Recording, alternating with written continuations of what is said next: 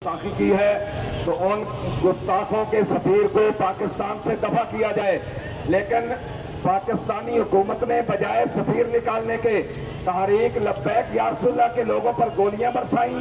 27 लोगों को एक शहीद किया, 12 लोगों को एक शहीद किया, 4 लोगों को अभी यहाँ साधो की पहुंचने तक, मुरीदके से साधो की तक 4 लोगों को शहीद किया, सैकड़ों लोगों को जख्मी और जख्मी किया और दर्जनों लोगों को अपाहज और माजूर किया।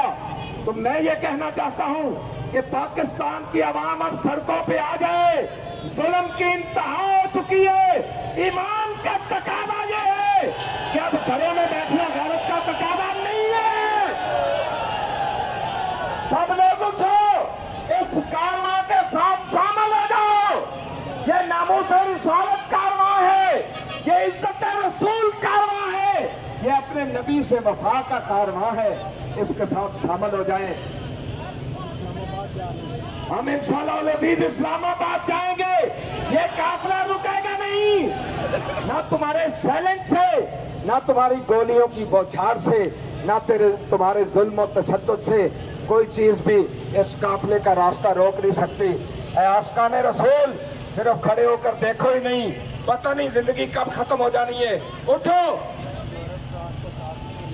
इस काफिले के साथ शामिल हो जाए। हमें न यूएनओ की जरूरत है, न फ्रांस की जरूरत है, न अमेरिका और बरतानिया की जरूरत है। हमें जरूरत है तो रसूलुल्लाह की जरूरत है। हमें जरूरत है तो अपने आका करीम की निगाह करम की जरूरत है। हम कुछ भी बर्दाश्त कर सकते हैं, लेकिन खत्म नबुव्वत और नामूस रिसालत पर हमला हो तो हम कभी बर्दाश्त कर सकते नहीं।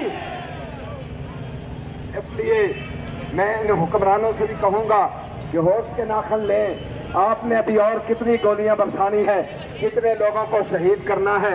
हम तो उसी नबी के नाम के लिए जा रहे हैं, उस नबी की इज्जत के लिए जा रहे हैं जिनका कलमा तुम भी पढ़ते हो। फिर मैं क्यों ना कहूं, और तुम पर मेरे आका की इनायत न सही। और मुनकरो कलमा पढ़ाने का भी एहसान गया, मुनकरो कलमा पढ़ाने का भी एहसान गया।